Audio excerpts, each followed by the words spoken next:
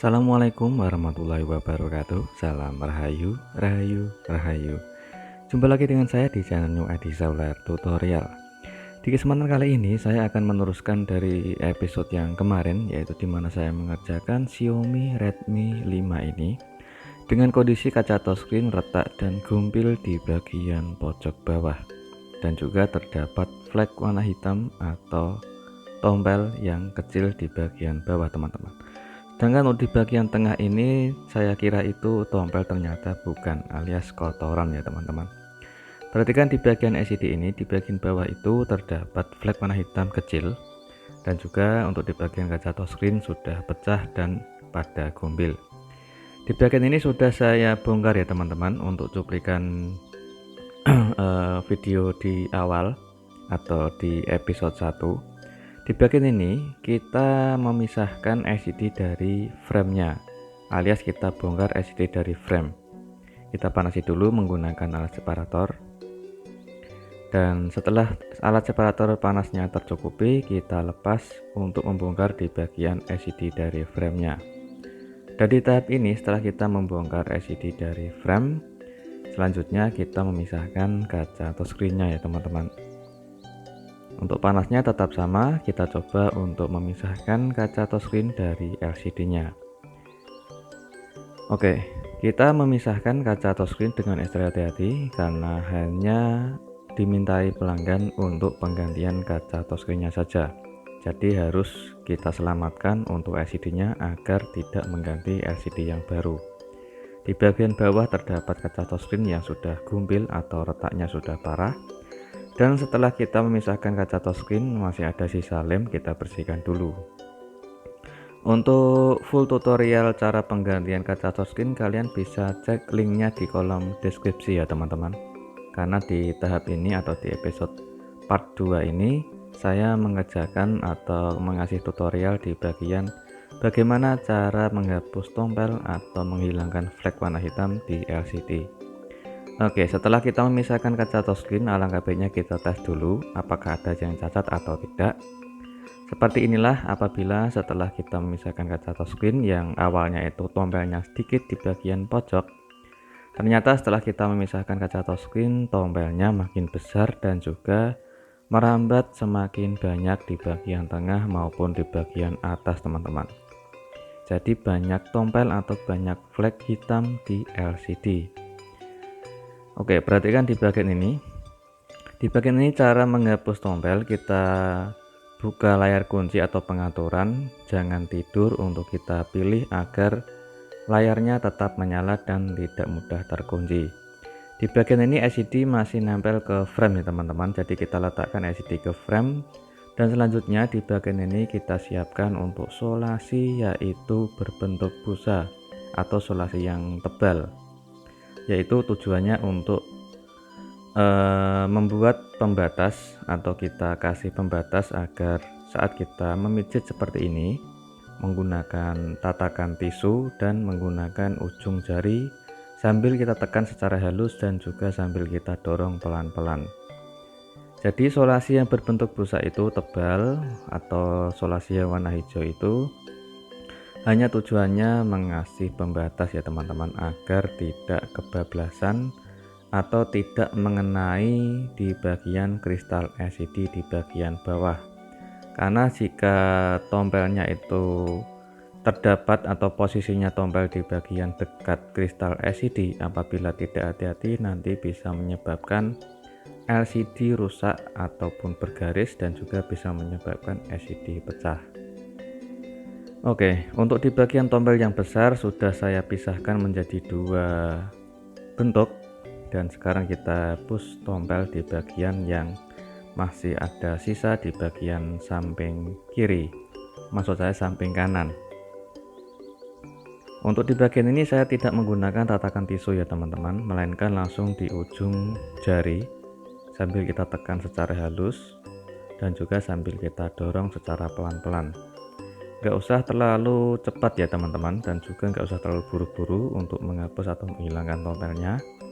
Karena apabila kalian terburu-buru ataupun tergesa-gesa dan juga tidak terlalu pelan-pelan. Apabila kalian capek, istirahat dulu, nggak usah terlalu dipaksa teman-teman.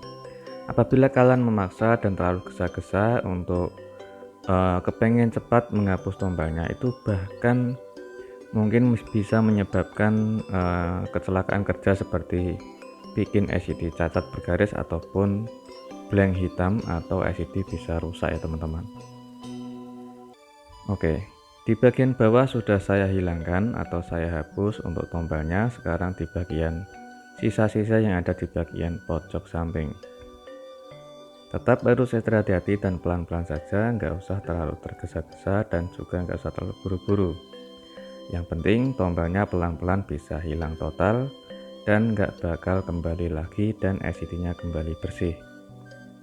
Jadi fungsi dari solasi atau lakban yang berbentuk busa atau yang tebal itu hanya tujuannya berfungsi untuk pembatas saja, agar tidak kebablasan di bagian paling samping LCD.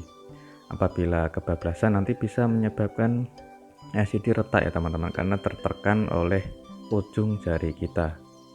Jadi kita kasih pembatas seperti ini agar tidak kebablasan saja. Di bagian pojok-pojok keseluruhan LCD itu hampir semua LCD masih ada flek hitam ya teman-teman. Meskipun kecil tidak kelihatan, namun apabila kita perdekat dengan mata telanjang itu pasti kelihatan jelas, atau flek warna hitam kecil-kecil itu kelihatan. Di bagian ini saya menghapus di bagian tombol-tombol yang terdapat semua area LCD yang kelihatan masih kecil-kecil. Di bagian ini cukup lumayan banyak untuk flek warna hitam yang kecil. Di tengah dan di bagian samping itu hampir keseluruhan LCD terdapat tombol ya teman-teman. Jadi resikonya untuk mengerjakan LCD khususnya tipe-tipe handphone yang lama itu kebanyakan apabila kita sudah memisahkan LCD mesti terdapat flek warna hitam. Tidak bisa dipungkiri teman-teman, kecuali kalau menggunakan kawat yang tebal.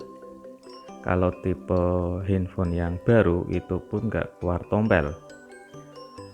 Apabila mengerjakan LCD yang tipe lama seperti ini, kita menggunakan kawat yang paling kecil saja, itu biasanya besar kemungkinan masih keluar tombelnya.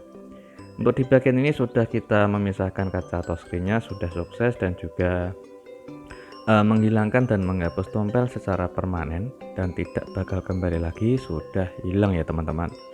Di bagian ini sudah saya siapkan untuk spare partnya, itu untuk penggantian kaca touchscreen.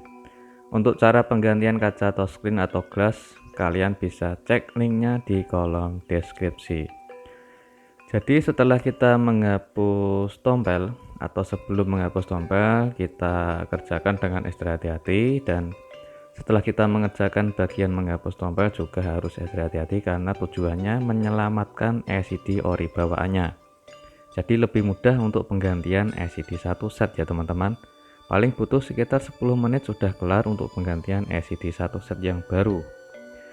Jadi untuk pengerjaan seperti ini hanya cukup penggantian kaca touchscreen untuk menghemat biaya, tapi juga butuh waktu atau butuh proses yang sangat panjang. Jadi untuk membongkar LCD dari frame harus kita selamatkan LCD-nya, dan juga proses memisahkan kaca touchscreen-nya dari LCD juga harus menyelamatkan LCD-nya, dan juga sampai menghapus tombol juga butuh waktu yang cukup lama. Jadi lebih mudah untuk penggantian LCD satu set. Apabila kalian malas atau takut mengerjakan seperti ini, ya cukup hanya langsung diganti LCD satu set. Tapi sayang sekali apabila LCD ori bawaan dibuang sia-sia ya teman-teman. Karena LCD yang ori dari bawaannya itu jauh lebih bersih dan sangat jernih dan sangat tajam untuk kualitas gambarnya. Dan ini setelah kita proses untuk menyelesaikan pengerjaannya, yaitu proses penggantian kaca touchscreen sudah selesai, dan kita cek ulang apakah tombol atau flek warna hitam itu keluar lagi atau tidak teman-teman. Oke, kita tunggu loadingnya sebentar. Dan kita akan cek untuk kualitas LCD-nya. Oke, handphone sudah menyala, kita buka layar kunci, dan ini adalah kualitas LCD dari ori bawaannya tanpa mengganti LCD satu set. Jadi prosesnya sangat panjang untuk proses penggantian kaca touchscreen, ada kemungkinan besar keluar tombol seperti tadi, harus kita hapus dulu baru kita proses pemasangan atau penggantian kaca touchscreen-nya. Setelah penggantian kaca touchscreen sudah saya tes dan sangat normal sekali LCD-nya, dan LCD-nya masih bersih dan jernih. Semoga bermanfaat untuk cara penggantian kaca touchscreen dan juga hapus tombol permanen.